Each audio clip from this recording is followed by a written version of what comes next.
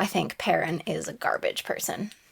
So there you go. At this point, I was so invested and so stressed. Aha. Hello. I'm winging it. Greetings, travelers, and welcome to the lore dimension. Or welcome back if you've been here before. If you are new to the channel, I'm Katie, and today we are venturing back into the world of Star Wars as I continue my review of the Andor TV series. Help me, Obi-Wan Kenobi. You're my only hope.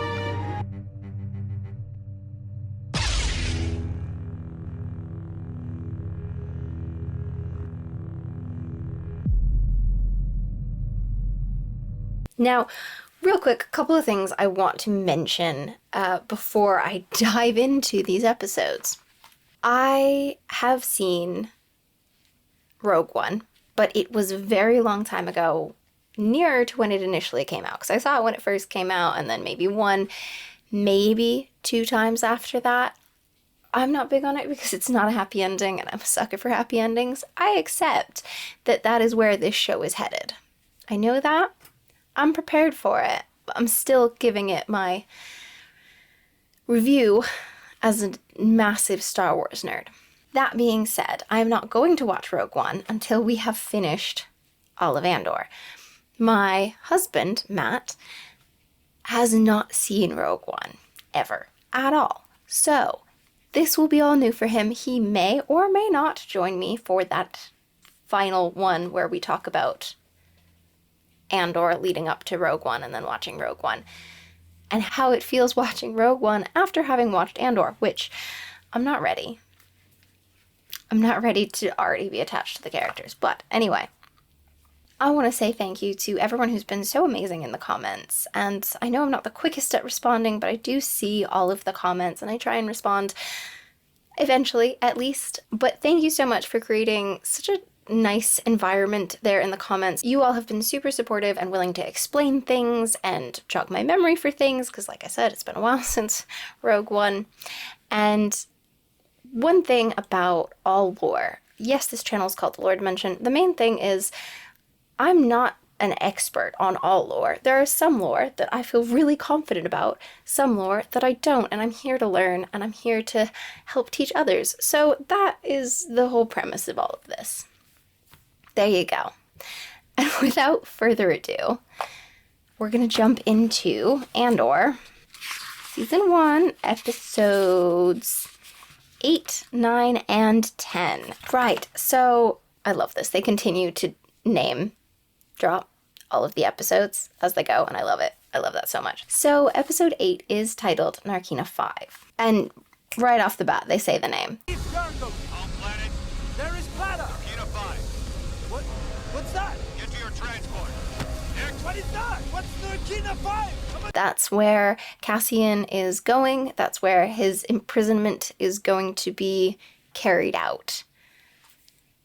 Exciting, isn't it? You start off the episode, you know, he's just been arrested. He's just been sentenced to 6 years for what should have been a 6-month sentence of something that he wasn't even actually guilty of. It's funny because they arrest him for something that he didn't do at the time, not everything else he's guilty of. So that's quite amusing, actually, to me. The other prisoners are being allocated to different planets, potentially based on species, physical capability, etc.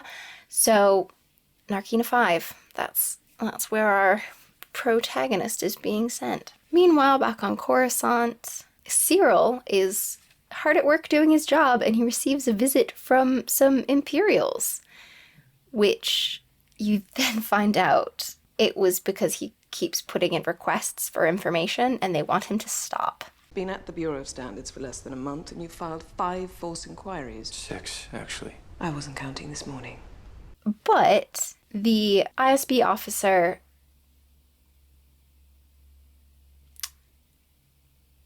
Lieutenant, I wrote her name down.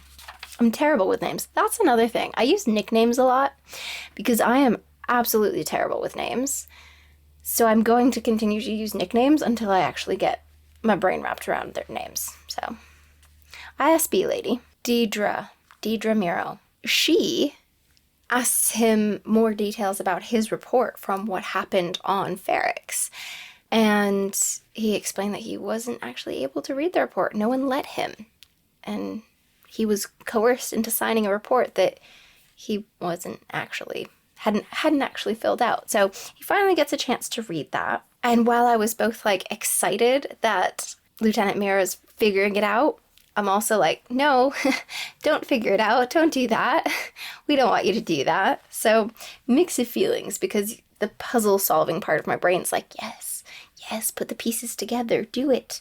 And the rest of me's like, no, thank you. Lieutenant Miro ends up bringing up to the ISB leadership team, we'll say, in a meeting that she knows about Bootstrap Luthen. Now, she doesn't know who he is. He's been given the codename Axis because he's got so many different connections, and he is like the axis of rebel activity. But she is putting the pieces together. She's like ruling out possibilities, and it's stressful. So she keeps putting things together, and I think now that she has this connection to Cyril, it's gonna be only a matter of time before she kind of starts figuring things out even more so, and I'm worried.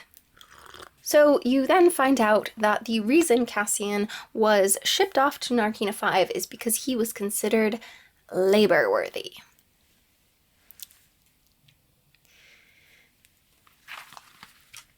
Obviously. Upon arriving on Narkina 5, in the facility where he's going to carry out his sentence, all the prisoners are barefoot and the guards have these funky space boots. And you are very quickly informed as to why that is in a demonstration.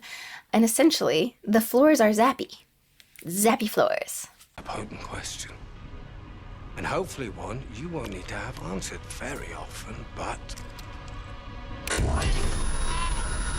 And so the boots protect the guards from the floors, so they don't necessarily have to carry weapons. Some do, but it's also more zappy things like cattle prods. Less so guns, but some of them have them, but not all of them do. And that's why, because they can just zap the barefoot prisoners. And then you meet Andy Serkis' character, Zeno? I did write it down. I think it's Zeno. Kino. I was close. His character is Kino, and he is the floor boss, or the day shift floor boss of the floor and the shift that Cassian is assigned to. So these prisoners are put to work manufacturing things. What? We don't know, but it's definitely something for the Empire, so... Ow! Fine. So, yeah, it could be parts for anything. But they have one phase of the process, and they repeat that over and over, and there's...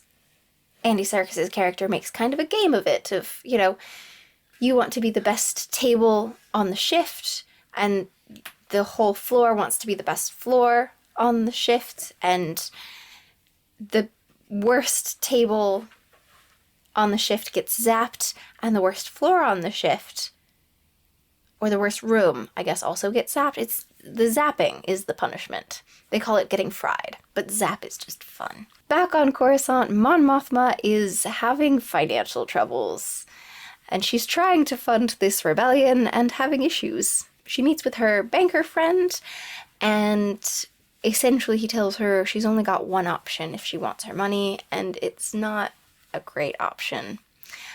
It seems she's got to meet with this guy who's a bit shady. Oh no, you gotta start a rebellion, gotta do some shady stuff. Heck, how terrible. Now, one thing, it is hard to follow like a single storyline because it does jump around among all the storylines, so that's just kind of the order you're getting things as they happen, so sorry, not sorry. Back in prison, you find out that the top production table also gets flavor in their food. Now, one thing about this prison, they're allowed to sleep. They're fed as much as they can eat. They have unlimited access to water. There's no rations because they want prisoners well fed so that they can be productive and they can work harder. It makes sense. You know, you see these films or shows where they have got the prisoners and they're trying to get them to work, but they're starving them. That doesn't make sense, does it? Think about it. They've got it figured out. One thing I do actually really enjoy about the changing of, you know, jumping around with the storylines is you can see the contrast of, you know, politicians having a party and drinking fancy cultural drinks and the prisoners working 12 hours and then sleeping 12 hours and then working 12 hours and then sleeping 12 hours. And it's just, the contrast is beautiful, and I enjoy that.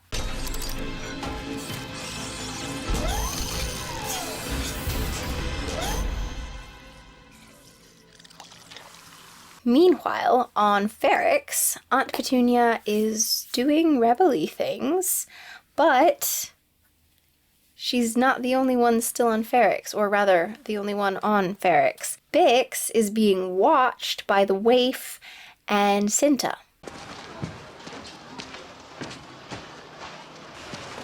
Where did you go? Who's the big one? They're lurking, because they know she has been in touch with Luthen and met him, so they want to see if they can find Cassian through her. Joke's on them, he's already in prison for something he didn't do. So, now, doing these rebel things, watching the hotel thing where the Empire has set up a base, has resulted in Aunt Petunia getting sick. But Bix and Brasso are taking care of her, but then she's like the classic old person not wanting to go to the doctor. So Bix tries once more to contact Luthen, potentially in hopes that Cassian will come and visit his mother and help her feel better. I don't actually know what she's looking to get out of this, Bix, honestly. She's not able to reach him at all, so that's fun. The Waif decides she needs to leaves Cinta to stay and spy on Bix and Petunia and everyone, and she leaves Ferrix. But someone else comes to Ferrix, and it's Lieutenant Miro, the blonde ISB person. And someone recognizes Bix, so Bix is captured. Bix Kaleen. That's your name, isn't it?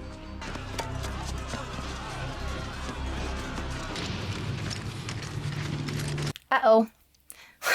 What's Miro gonna do? Then this episode ends with Cassian seeming to get into the swing of the routine and falling into the normalcy that is being imprisoned on Narkina 5. And that's where that one ends. So I did that one fairly quickly. Let's hope I can keep it up. With episode 9 titled Nobody's Listening. Now this one starts off really well for Bix, with her getting interrogated painfully, and with this like auditory torture that drives people potentially insane with too many uses. So that's a bit inhumane and sketchy. Doesn't take long. It won't feel that way to you inside it. She is getting asked about the buyer and Cassian, and they're even using Tim's death to try and make her feel more guilty. But honestly, he was the snitch, so... But yeah, so this audio torture creates severe emotional distress, and there's a whole story about how it was discovered, and there was a war, and an entire species was wiped out, and it was very messed up. I'll leave it at that. This is flashed back and forth with Cassian, again, continuing to just do his thing in prison, which this episode admittedly, and it makes sense timeline-wise, but Cassian doesn't do much. It's just kind of prison life, intersprinkled with how all the other storylines are going. So you do see him, however, taking a break to go to the bathroom and using that time to file a pipe that's tucked in by the toilet. So that, like, sparked my curiosity. I'm like, well, he's made friends. He's got a plan. Something is going on. I'm taking my run.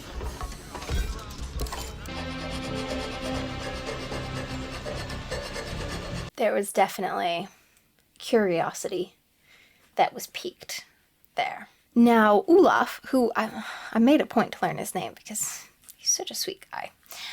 The old man who works at Cassian's station at his table, he is starting to lose it.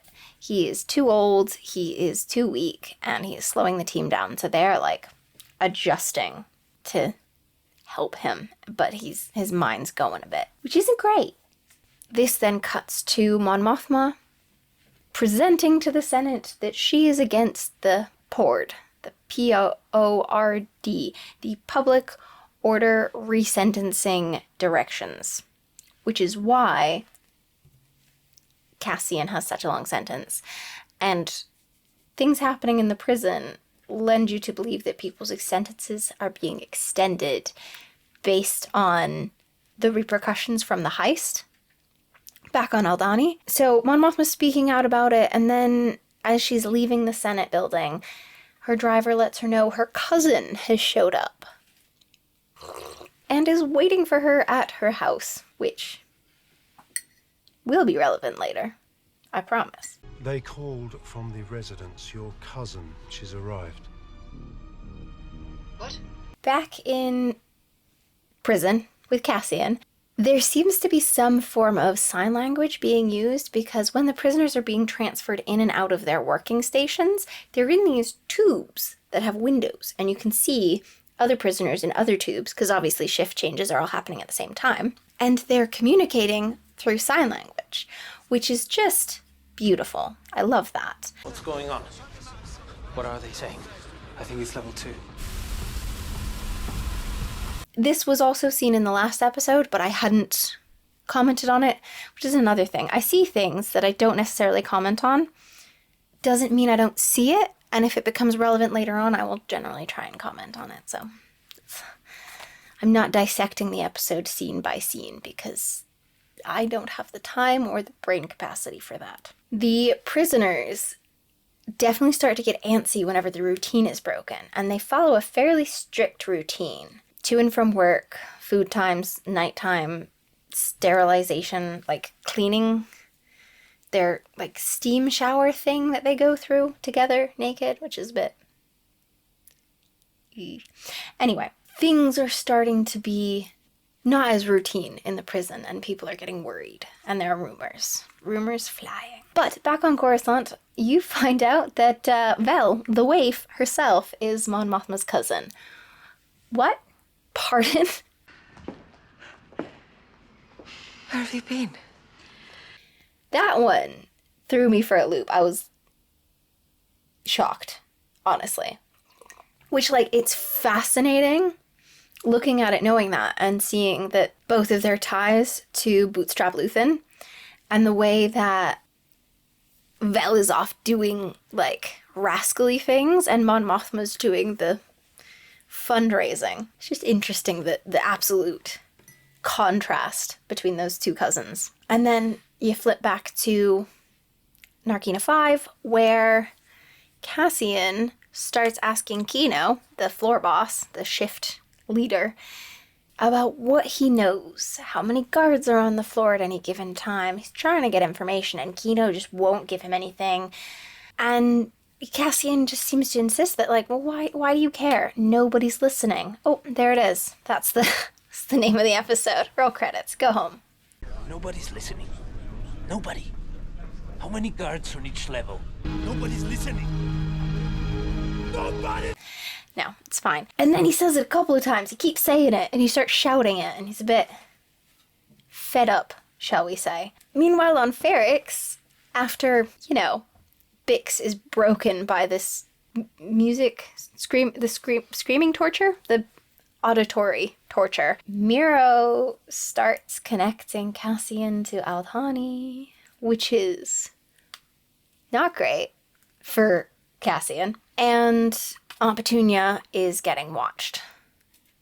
She's being watched by the ISB. I'm hoping she doesn't do anything super incriminating, because I don't want her to die. Then a rumor goes round in the prison that an entire floor of people got fried. Like, permanently. Like, to a crisp. to crispiness. Maintenance tech. We had a team go down. You said they fried the whole bridge. Speak up. He told Zinska. Why? Ask him. The panic in the prison is rising as this rumor starts spreading, and they don't know why or what happened. But there's a whole floor of people just gone. Back on Coruscant, Cyril's mom just doesn't stop bullying him. But he got a promotion, which has sated her a little bit. So she's pumped the brakes a tiny bit. But Mon Mothma's daughter still sucks. She's just a spoiled, ungrateful little lady. I blame her husband, though I think Perrin is a garbage person. So, there you go. And honestly, I don't even think Perrin and Mon Mothma like each other because they don't seem to at all. Like, they don't treat each other nice. It's clearly not a loving marriage.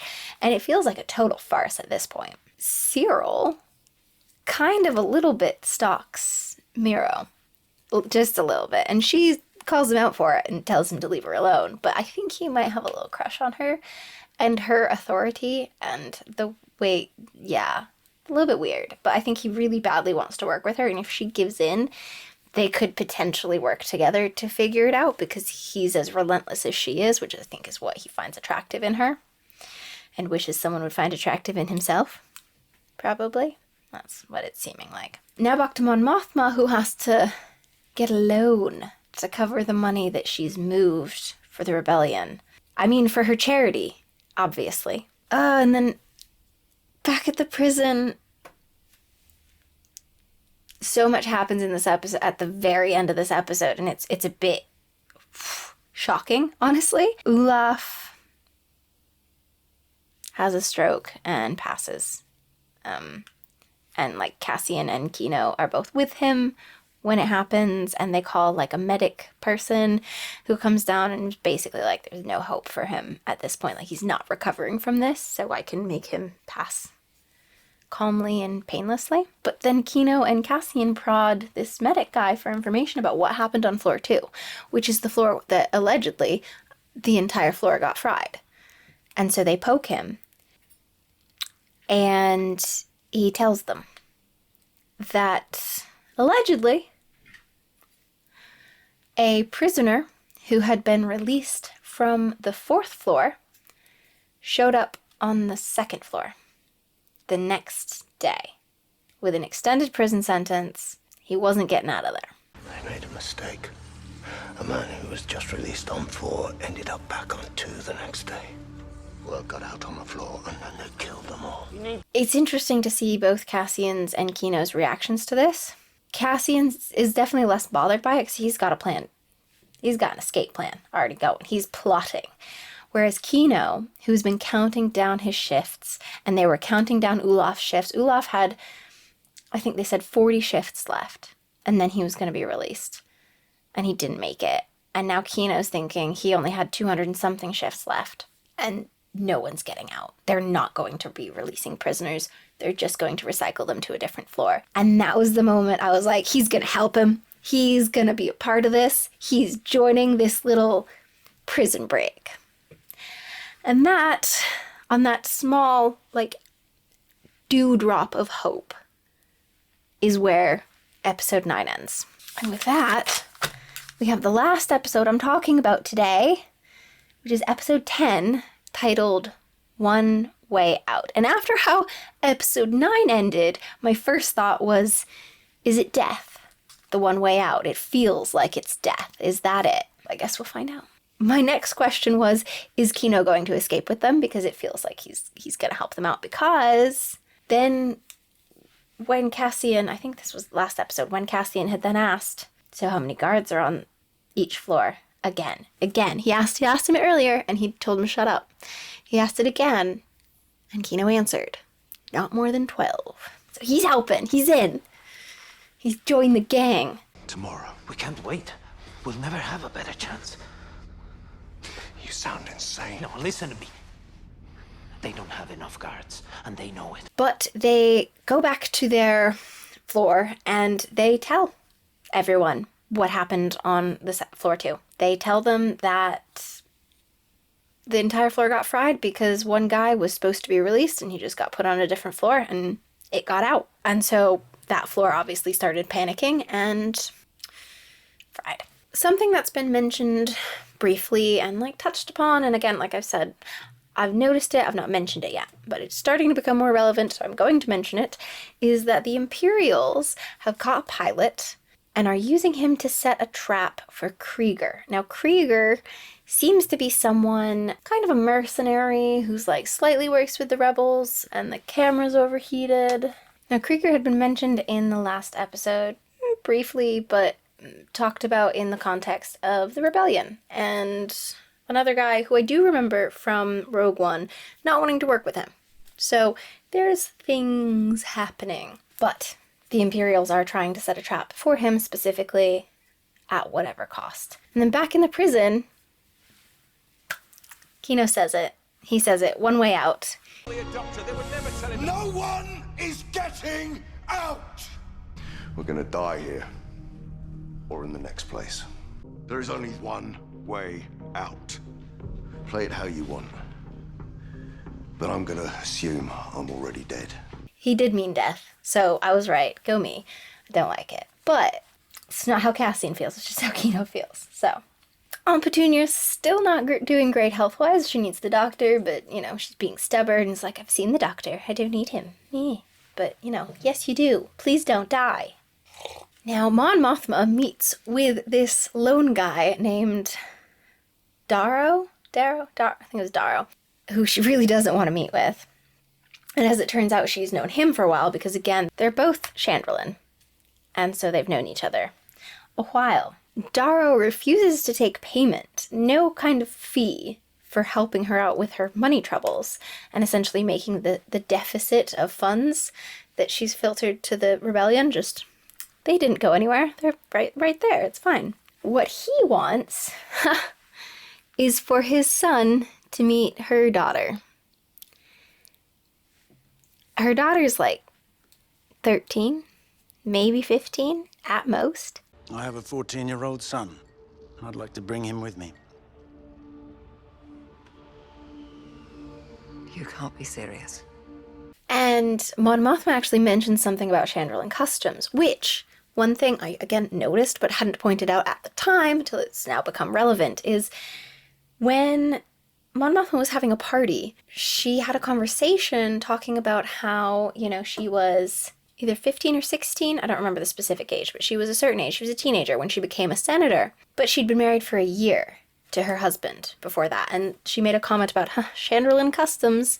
So I think Darrow is trying to get his son and Mon Mothma's daughter married per Chandrillin customs as teenagers. So, hate that. I had to pause for a second because in Luthen's shop, I spotted it, and I'm really proud of myself for spotting it. It was Padme's headdress from when she and Anakin first land on Naboo in Attack of the Clones. And it's that big metal one where they're walking and talking and R2-D2 is just pulling their bags along or whatever. I spotted it. Luthen has it. I love that that's a thing. The rail was gone. Clean break, fresh. Suddenly, I'm afraid. This is my first assignment on my own. I am too. Now, Luthen is talking about how he needs to meet someone. And essentially there were indicators that this person specifically wanted to meet, which is curious. As the escape attempt in the prison is drawing near, like you can feel it, you can see it in what's happening. They'd said it before that they needed a new man to be being brought down for it to work. So unfortunately, after Olaf passed, that was their opportunity. And my heart was like racing at this point. I was so invested and so stressed. So they start bringing a new man down. Cassian runs to the bathroom and finishes breaking the pipe to cause a water leak, which just like seeps onto the floor. When they go on program, which is what they're told to do, which just means, you know, standing with your hands behind your head, some of the workers, while they go on program waiting for the new man to be lowered, are like hiding tools behind their heads, sneakily. And then two of them just, like, with a nod, start a fight, and it turns into, like, a brawl, and they're trying to keep the peace. And in that process, Cassian manages to, like, stop the lift.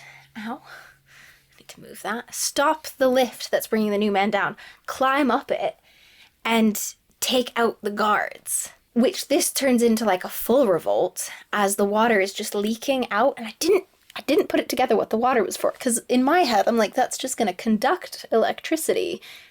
They're going to get zapped the same as they would being on the floor. But because of the water, it shorted out the system, and so it stopped working. So, like, genius.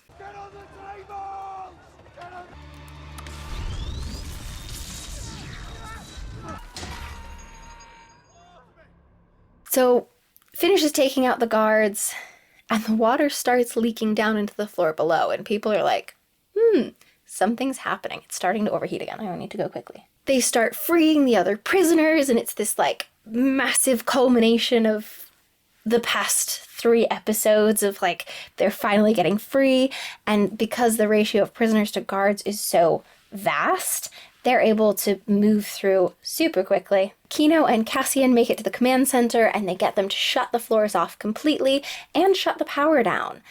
In general, backup power kicks in, but obviously that's not enough to zap the floors. You see, as they're all escaping, heading to this exit bay, you see, like, guards hiding, not wanting to be killed because they're like, this isn't worth it. There are far more of them. They have weapons now. There's so few of us. Just let them go. And I don't blame them. There is one way out. One way out. One way out. And then they start shouting one way out as they're running up to this exit bay to then jump out into the water where this entire structure is located. But my heart sunk and I nearly burst into tears because Kino admitted to Cassian, as, like, people are shoving past them to jump into the water and swim away, that he can't swim.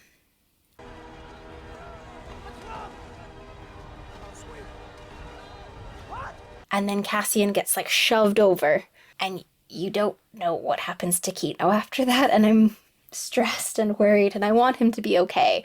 And there's enough people that he could have made it, and I'm hopeful. But if I never see him again, that will be a really unsatisfying ending, but it will also make sense, because if Cassian never sees him again, and therefore we never see him again, you just don't know, because Cassian doesn't know.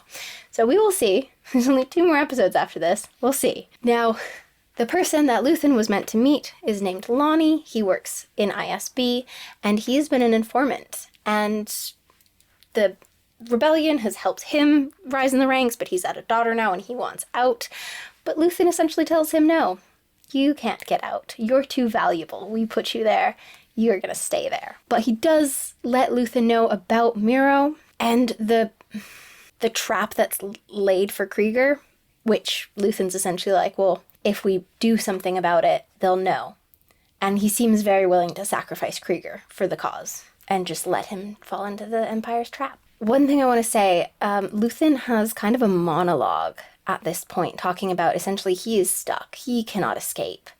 And at one point he says, I share my dreams with ghosts, and that gave me chills. I've given up all chance at inner peace. I made my mind a sunless space. I share my dreams with ghosts. The monologue was so well written and so well delivered. It was phenomenal. This whole episode, start to finish, was absolutely phenomenal. And then it ends, and Cassian's made it to land. And you don't know where Kino is. And I was just left thinking, like, please let Kino be okay. That's all I want, is him to be okay. But that's where it ends. And I haven't watched the next 2 episodes because I wanted to get this talked about before I go and watch the final 2 of the season. So my next video might be on those. That's it. That's it for those episodes. I'm really excited to finish the season. Worried they're going to leave me on a cliffhanger and I'm going to have to wait to start season 2, but it's fine. I'm hooked. I'm very invested. I'm worried about the characters. I'm like out of breath now just talking about it. But that's it for me. What did you think? Did you have a favorite part? How did you feel about episode 10? Were you stressed like me? I'm still stressed about it, honestly. I want to hear your thoughts, so go ahead and leave them for me in the comments. As I said, I do try and reply to all of them. It just may not be immediate. If you did like the video, make sure you go down and hit like. Subscribe if you haven't already, and turn on notifications because I'm continuing this. If you're into any of our other things, we've got videos on House of the Dragon, Star Wars, Lord of the Rings. Check them out. If you're into like more creative stuff, we have a second channel, or rather a first channel, because this is the second channel. We have another channel called The Healyverse Creations. I'll link it here, maybe on the end screen. I don't know, but go check it out. But with that, I will see you in the next video. Safe travels, and may the Force be with you.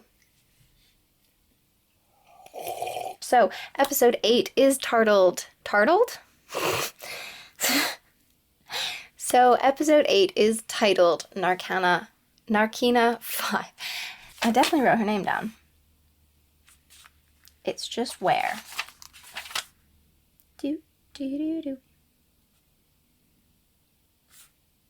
Miro. They're even using Tim. Can I help you? You being a bit crazy? It's the rabbit. They're from Chandrila. Chandrilan?